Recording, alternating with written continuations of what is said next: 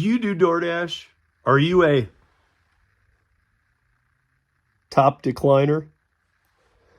Let's all thank Nova Hustles for that one. Used to be Nova Dasher, but for his own reasons, and they're great ones, he ditched it and became Nova Hustles. By the way, I think you can still get these over there. You might want to run over there and get one. Go find at Nova Hustles. If you're not familiar with his channel, go find it on YouTube.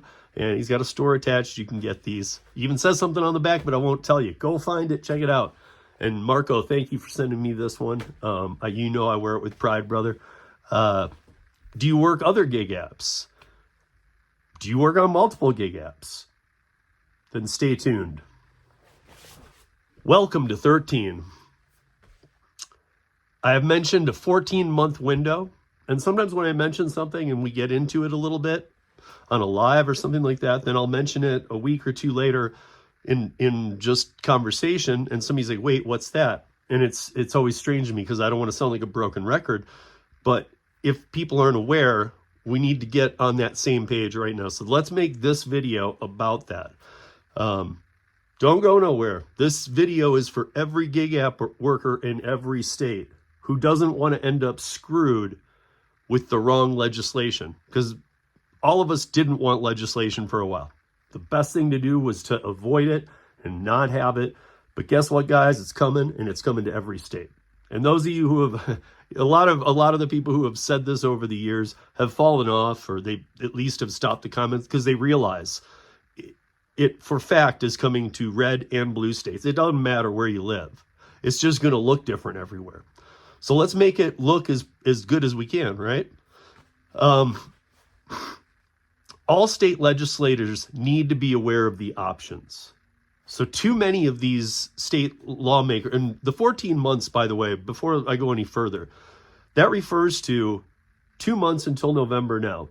In November now, New Jersey and Virginia will be voting for new governors. That's why we had that huge New Jersey push with Kim Cavan, and still do. On a federal level, we're battling people. On state levels, we're battling people. Those two states vote this year. Almost all of the rest, especially the other 20 plus that we work with directly with lawmakers that are big states that are going to be making changes, we need to show them all of the options. We need to let them know, because realize that, so in 2 months, it's November, then another 12 months. So that's 14. All the other states will vote. During those 14 months, the unions have already, they've sent over their modified version of a Prop 22, which is has back doors and side doors and trap doors for the union to come in. Anything they can Trojan horse some legislation in, even if it kind of looks pretty, they're doing it. Or if they find out a state would never allow unions, the union shills are still going to those states and pushing it. So you got them, and you got the 1% of drivers in your state who just complain and want to be union employees. And to that too, I haven't mentioned this in a while, I challenge we would have to see, but we'll soon see, maybe in California. I don't think any of the people pushing for the unionization of gig apps, even if the apps were to stay, I don't think any of them, maybe a few, but for the most part, a lot of these people are paid or whatnot, but they're not going to stick around for these union jobs. They don't even want them. They're just pushing this because it's part of how they're backed. And I'll just leave it at that. But I think that their awareness is that, hey, if we get this to happen, we can fill these jobs with people who do want unions. Where are those people? I don't know where they are. But I speak with many legislators ever since we got things kicked through here in Colorado. And almost every single lawmaker I talk to in the initial conversations are convinced of two facts that are completely incorrect. One, they think all gig workers want to be union employees because 5, 10, 15 people have written in or stopped in and to even try and talk to their legislator or lawmakers, elected officials. So they think, well, 15 have showed up or emailed, but 0 emailed they didn't want to be. I've talked about this before. 2, They are only familiar with these Prop 22 type things, which, yes, that wasn't a union push. However, this is what I'm talking about. Prop 22 is being used as a Trojan horse to just get in the door. And then the unions do what the unions do. Don't worry, we are not going to discuss Prop 22 here today. And for those not familiar, just search through my channel or comment on this video with a specific comment you want to know about, and I'll find the video on this channel that best responds to your question, so that therefore you don't have to go dig through everyone's. But if you have a specific question about some legislation or things like that, I'll either answer it or I'll just post a video for you to watch that maybe it'll save you some time looking through there. I have told anyone interested, you need to be heard. Contact your elected officials, especially on the local level. It's what matters the most. Email me. I will help get the ball rolling. In fact, after reaching out to me, you can contact the right people in your state, and you can CC me on it, because it took a while to get a precedence in place. No other state has transparency like Colorado.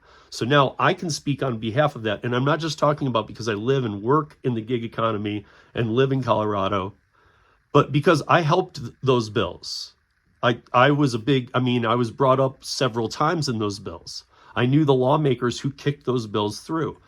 But you can contact me. You can CC me in those things, because then if they ask a question back and say, well, what are the bill numbers, or what is this part of the bill, I can instantly jump back in and help you. Transparency, removal of metrics, and human deactivation review. That's all you want.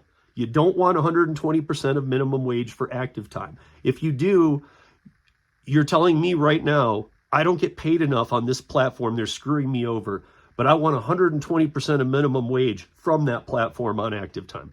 Do you understand that that platform controls the active time? So monetary is never going to win. And by removing the monetary part, the lawmakers have a tendency to listen. So it took a few rounds in Colorado to get this into law. In 2022, the House of Representatives in Colorado introduced a bill for all gig app workers, all into one. In 2023, we hosted the town hall event here in Colorado. I hosted it along with a few others, and we had an amazing turnout for that event. We had around 100 gig workers. We had people from all over the country, a lot of people who have channels. They spoke. It's up on this channel if you want to watch the whole thing. And we also had House of Representatives member Stephanie Vigil, who had been on the podcast several times and was spearheading a bill that had been shot down in 2022. We also had in attendance, who we kept inviting, Senator Kevin Priola, who was against the 2022 bill. He showed up at the event and stayed for the entire thing. He talked to people, he listened, and by the end of it, he was on board with it. He did not have an understanding of it. So, Kevin, being a veteran, Senator Kevin Priola here in the state of Colorado, being a veteran senator, helped freshmen at the time, so it was her first year, second year maybe, freshman though, Stephanie Vigil, to separate the two bills. They needed to be separated. There needed to be a delivery bill and a TNC rideshare bill. Because by putting the two bills into one, and the lobbyists and things like that never were telling anybody why, but that it made too many loopholes. And they wouldn't tell you why. They were just like, no, can't do that. And they would get things unconstitutionally challenged. So they had to be separated. So the House, Stephanie, dealt with the food delivery bill, transparency, and Kevin Priola took the rideshare one and dealt with it in the Senate side. Two different bills, both passed the first round. We made that happen. So those bills being separated the following year, both passed. Now both are in effect here as of this year, 2025. And again, there's tons of videos on this channel that you can watch about this. But let's get into the kicker for today. You guys can email me. I'll put you in touch with the senators. I'll help along the way. You can CC me. I'll help you do so much. Steve@ridesharerodeo.com. I even just put it out there. Just email me. Just email me. But let's fast forward to 2025 so that I can get through this. Fast forward to August 2025, right now. My friend Gary Middleton, let's shout out GaryZaps.com. We'll give him that shout out. He's a good friend of mine too, but Gary Middleton, he is trying a different approach. He knows exactly what I did here in Colorado and what our lawmakers did. He knows all that it took us to get there. So Gary is using the Colorado transparency bills as a benchmark. It's a point proven that, hey, look, in this state it happened, which was very hard to be the first state. But he can do that now. But through the help of AI and knowing a little bit about what he needed to tweak in the AI, Gary created a bill for the state of Oklahoma. While you're watching this weekend, or if you're watching it next week, but if you're watching it this weekend, while you're watching it, Gary and I are probably talking about his bill and as it relates to some of the things here. Because on Monday, Gary is submitting that bill. Now, again, it was through the help of AI. An entire bill was written. I hadn't thought of this. I forget that Gary writes code and he makes apps and they're great and he loves AI. I play with it on a very little scale, but he knows it inside and out. And he said, well, hell, let's just do this. And so we're going to be going through that. He's going to be submitting it Monday. Do you know how awesome that is, that an entire bill can be submitted? So here's what's up. If you want transparency in your state and human deactivation review, then let's try a new approach. Who out there is willing to be the person to submit a bill in your state? We will help in getting the bill created and submitted with you.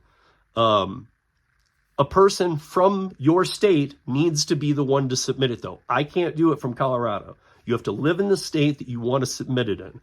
So if you're a gig worker in any state, and I know there's a bunch of you out there who would do this, reach out, because we'll create that bill and you can actually be the one to spearhead it. We'll be there every step of the way. We'll help you and any hurdles you encounter. So if you want to be the one to get one submitted, hit us up. Also, this Thursday, August 21st, The Conversation. Gary Middleton will be my guest, and we will be going through this in more detail. You guys, this is a huge opportunity. Huge. And that's 13 minutes of gig news in just under. Peace.